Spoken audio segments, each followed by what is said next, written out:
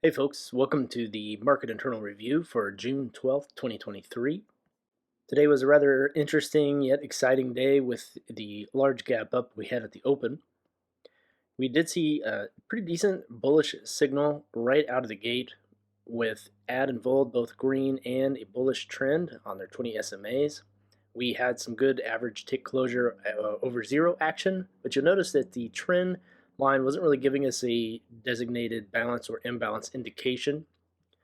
What I did notice was as we were kind of riding within that first deviation on the TWAP, we had a lot of price action that to me signals more of a consolidation pattern here. We see all those wicks and bodies grouped up like that. So you get a large amount of traders probably chopped up in here. I know I definitely took a couple of long opportunities only to be stuffed here a couple times. So it had to calm down and just kind of wait for some structure to build out for the day and see if we could get any kind of extreme tick closures.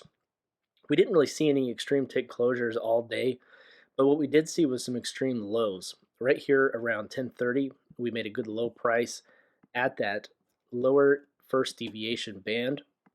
And looking at that, you can see that it's roughly still where we had those really strong candles, and it also aligns with previous session TWAP, so Friday, June 9th. Once we see that, we immediately reject the break down here and come back to regain TWAP. We oscillate around it. Where things start to get exciting is roughly around 11:30. We break that first standard deviation high, retest it, and we never saw first deviation high again. We continued to buy for the rest of the day. We did oscillate a little bit on the AD and Volt. We'll take a look at those charts here in a little bit. But you can see a handful of entries potentially based off of the session TWAP, confirmation given with the AD and Volt bands. But overall, I would say not much strong alignment with the MIT indicator down here. Today was a lot more about price action and just kind of understanding the sentiment. If we go towards the end of the day, we have full alignment here between AD and Volt. We have tick closures on average over zero, and we start to see a decent cluster of high ticks breaking over the 500 initial balance area. And we finally received the really strong closure that I think a lot of traders probably were waiting for earlier in the day, right here around 3:15, so starting the quote-unquote power hour. So if we turn the tick levels on, significant work was done right here at this 430, 431 area. And it makes a lot of sense if you look at the price action. We could see we had a downwards tick level here on this extreme. And once we regain that, which is right around that first standard deviation break on the session TWAP, that's when price really started to ascend into this absolute mental push high up here to end the day out at about 433. So SPY overall had a pretty decent day to almost a $3 move. We're going to go ahead and take a look at the Qs.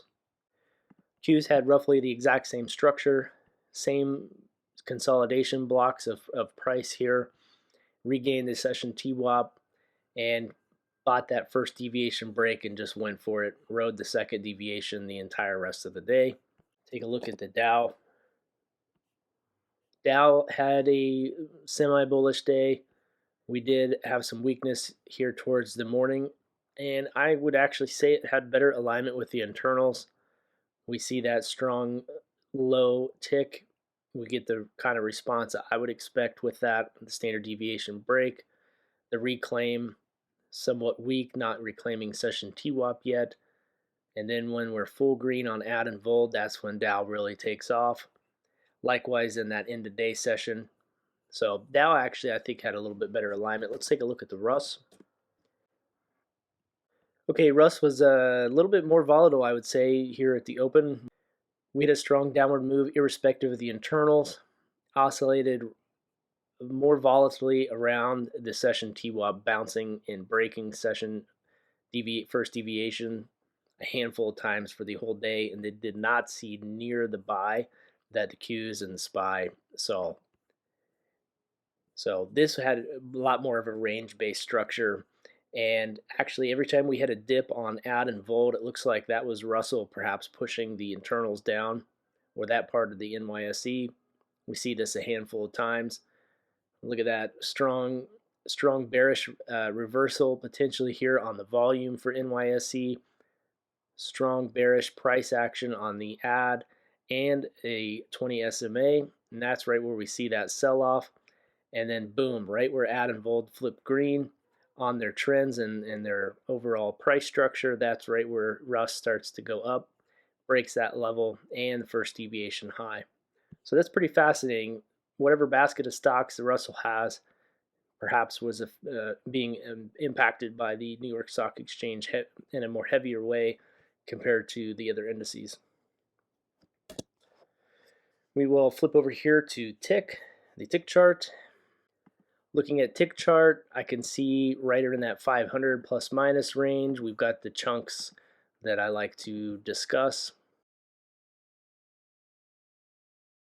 A lot of that price structure is just oscillating around inside the neutral zone of tick, that plus 500 to minus 500 area. It's not until the end of the day where I would say we actually started to form more of a cone and definitely have a more concentrated area up here at the highs, and we get that real strong bullish break towards the end of the day with that strong buy that we had. But definitely still a decent amount of noise in the lower section of the neutral zone.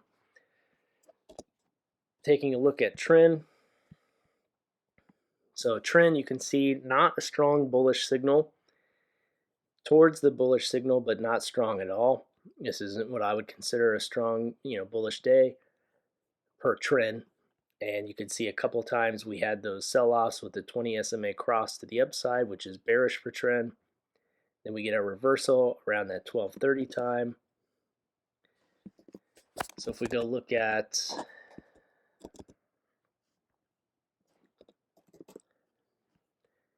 If we go look at 12:30 here on SPY, okay, that's a second deviation break, which definitely would have been a nice trade. And that's definitely where trend showed that bullish cross back down, heading towards the bullish zone, although we didn't get there. Taking a look at add, you can see that rejection of that 341 level on add, and another rejection up here at the 620-ish area that we've had from past videos. And we just oscillate around a balance a handful of times.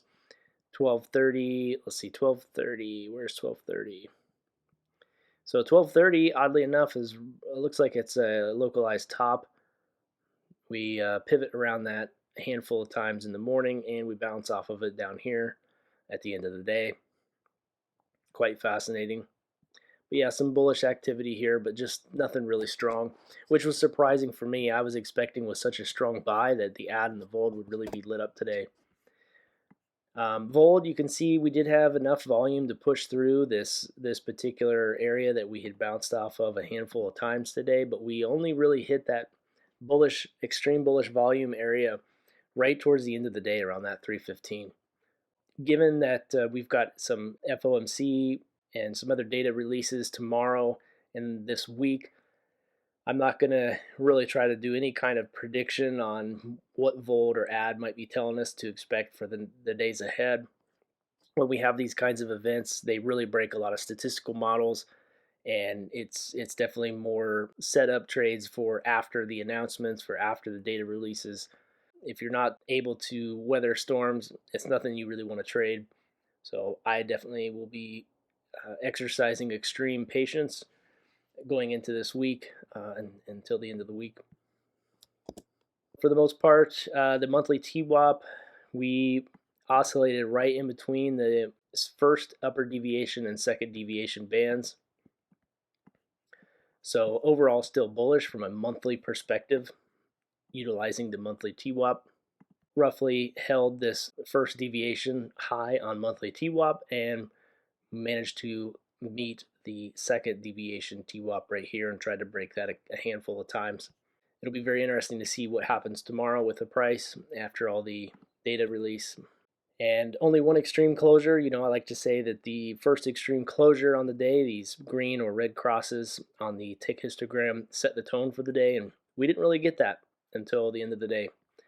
And we've seen this last week, a lot of really weak tick action. VIX is incredibly low. We're not seeing a lot of volatile moves and strong directional changes. We're seeing a lot more chop, a lot more wicks. So I think we're going to continue to see this, but I guess we'll just have to find out what happens with the rate hikes, and we'll see how the market responds. So this is going to be the end of the market review for today. Hope you all killed it out there today, and as always, thanks for watching.